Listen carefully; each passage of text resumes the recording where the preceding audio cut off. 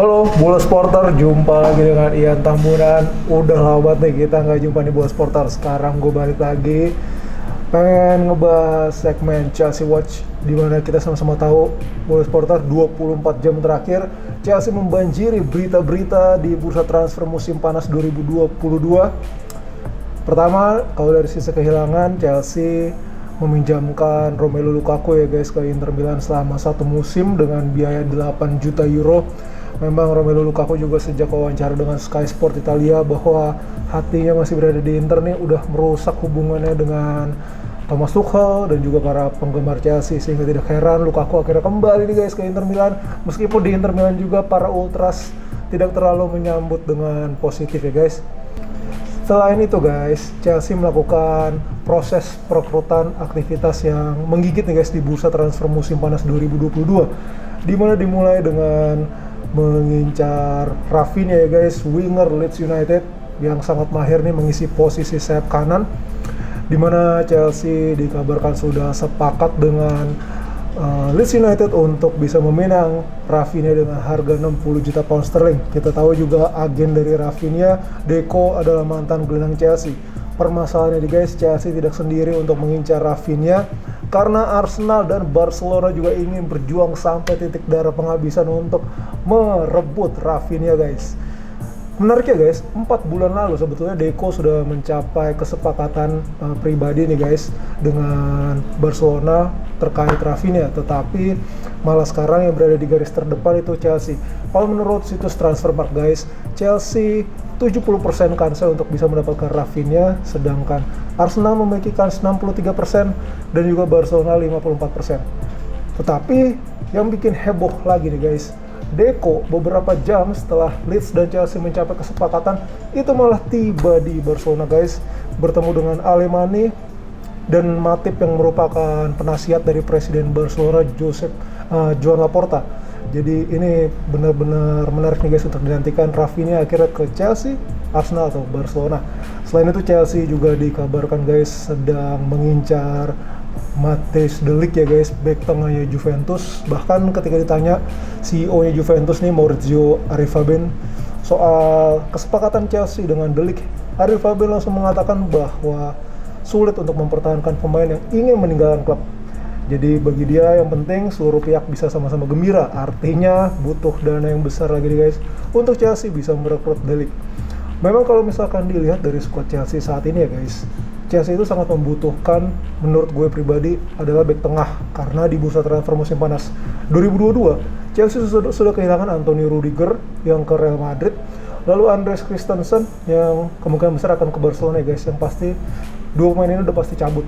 Padahal Rudiger itu di formasi 3 back Tuchel musim lalu itu adalah andalan di left center back, sedangkan Andreas Christensen adalah andalan di right center back.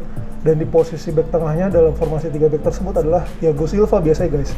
Permasalahannya guys, meski Thiago Silva ini pengalaman segudang dan di Liga Inggris musim lalu masih bisa main dalam 32 match, bisa cetak 3 gol, tetapi yang perlu diingat guys, Thiago Silva ini kan usia udah 37 tahun. Dengan bermain di 4 kompetisi untuk klub Liga Inggris, rasanya sulit bagi Thiago Silva untuk memenuhi ekspektasi atau memiliki jam terbang yang sangat banyak, karena dia juga udah mulai rentan untuk cedera guys. Oleh karena itu, Chelsea membutuhkan bek tengah yang memiliki kualitas kelas 1 di Eropa. Kalau dilihat dari skuad Chelsea sekarang, sisanya cuma ada Revo Kalobah, masih usia 22 tahun, dan Malang Sarr berusia 23 tahun. Jam terbang mereka masih sangat minim, dan kalau kita lihat saat dimainkan oleh Tuchel di Premier League musim lalu, masih terlalu sering nih guys melakukan blunder. Memang Revo Kalobah memiliki nilai plus, memiliki tendangan jarak jauh yang top ya guys, seperti Antonio Rudiger. Tetapi untuk bisa bersaing di Liga Champions dan Premier League, kalau mengandalkan Kalobah dan juga Malang Sarr, menurut gue mendingan Chelsea lupain aja Liga Champions dan Premier League. Oleh karena itu butuh back top Eropa. Nah, Matthijs de Ligt memang masih berusia 22 tahun juga guys. Tetapi perlu kita ingat bahwa de Ligt ini sebelum pindah ke Juventus itu berstatus sebagai kaptennya Ajax dan bisa membawa Ajax juara Liga Belanda dan Piala Belanda ya guys, KNVB Cup, dengan ban kapten yang ada di lengannya. Artinya de Ligt ini selain tangguh sebagai back, dia juga memiliki jiwa leadership yang sangat bagus. Dan di Liga Italia musim lalu juga de Ligt setara dengan Thiago Silva nih guys, sama-sama bisa menciptakan 3 gol. Nah, Menurut gue guys, kemampuan bek tengah yang bisa disiplin dalam bertahan dan juga bisa memecahkan kebuntuan atau ikut menciptakan gol dalam situasi set piece itu merupakan paket lengkap yang dibutuhkan oleh tim elit Eropa seperti Chelsea. Selain itu, target utama dari Thomas Tuchel ya guys, selain De Ligt adalah bek tengahnya Manchester City, Nathan Ake. Nah, Ake ini menurut gue juga back top guys, tetapi memang di Manchester City persaingan back tengah itu sangat padat ya. Apalagi City udah memiliki 2 back tengah kelas dunia guys, dalam diri Ruben Dias dan Aymeric Laporte. Belum lagi City masih memiliki pelapis yang menurut gue cukup bagus dalam diri John Stones, sehingga Nathan Ake makin sulit guys untuk bisa menembus tim utama dari pasukan Pep Guardiola. Oleh karena itu, kalau misalkan Ake bisa ditarik Chelsea nih, kemungkinan besar menit bermainnya akan jauh lebih banyak guys, sehingga kalau Tuchel memainkan 3 formasi back guys, itu tentu saja Ake, De Ligt, dan Thiago Silva bisa mendapatkan tempat.